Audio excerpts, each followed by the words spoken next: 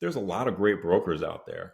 And when you look at the folks who are special, right, there's a couple of characteristics and a couple of symptoms. One, you feel like they understand you because they openly communicate with you. They're radically transparent. They're happy to tell you that you're right, but they're also happy to tell you when you're wrong and push back at the best interest of whatever it is that you guys decide, as a client makes the most sense for you. What I mean by that is, some people feel as though, oh, you know what? I'm going to shop this broker and see what rates they get. And then I'm going to shop this broker over here and see what rates they get as well. Well, at the end of the day, your risk is the risk.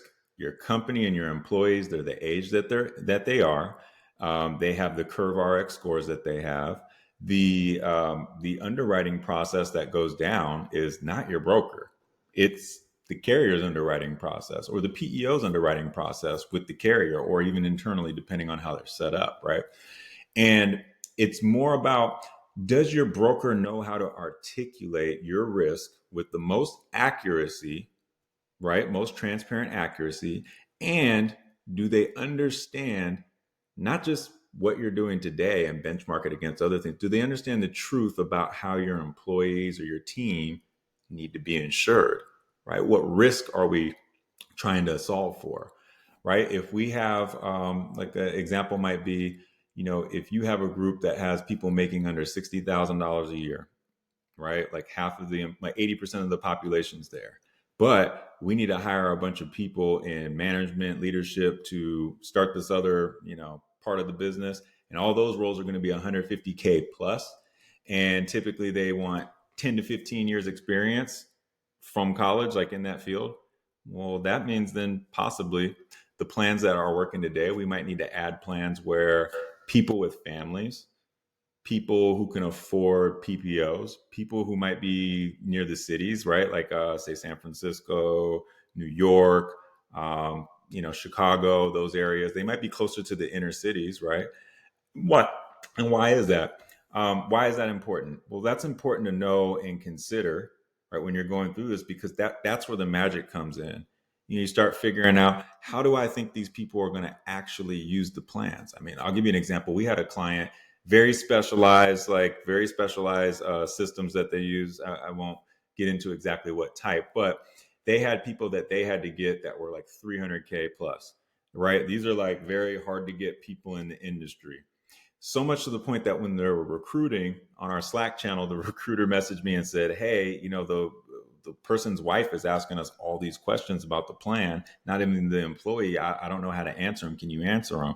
And at that point, it was more like well, you need this person so that you guys can build all this stuff. Cool. We'll just get them on the phone and let's chat with them. Like I'll chat with them personally and they can ask me the questions, right? That way, you're not in a situation where you're answering questions.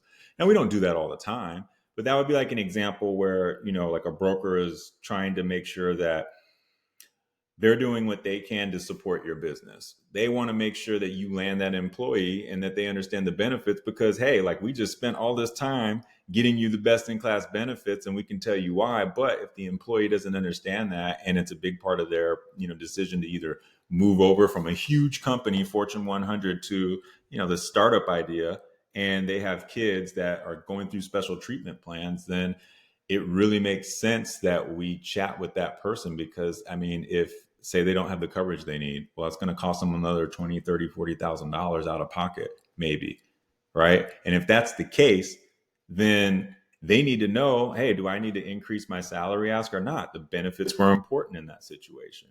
So, if you're working with somebody and they're a broker and they're not willing to do that type of stuff, and that's the type of support you need, then you got to look internally and say, hey, like, is that something that we're going to need moving forward so that we can, close these clients and do that? Is it something that's an exception? Is it a rule? Are they, like, what ways will they support us? Right.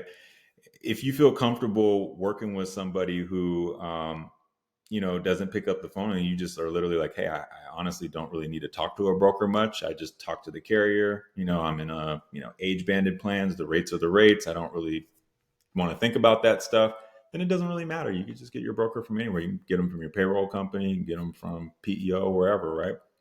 But, if you ask a broker to spend time looking at the plans, doing all that stuff, then you need to kind of like really decide like, hey, do I like working with this person? And there's a few questions you can ask to figure that out quickly. First question I would always ask is, like, what is like, okay, say we got a 20% renewal. Why do you think we got a 20% renewal? Make sure, like, see what questions they ask. If they ask great questions and they almost, by the questions they ask, you feel like you almost have a better understanding of how you could potentially like have had a high renewal, then at that point you might say, hey, we got great communication, we got great chemistry. So like there's a lot more to being a broker than just schlepping out plans. And at the end of the day, we can all get the same plans because the carrier is the carrier, right? It's just what it is. If incumbent broker were to produce some plans and somebody said, hey, can you find these plans? Yeah, I could just go to the carrier and say, hey, I want to quote, these are the plans I want. And then they're going to say, what's the risk? You give them the information, they're going to give you the documents and the information back, and it's probably going to be the same exact plans, same exact rates.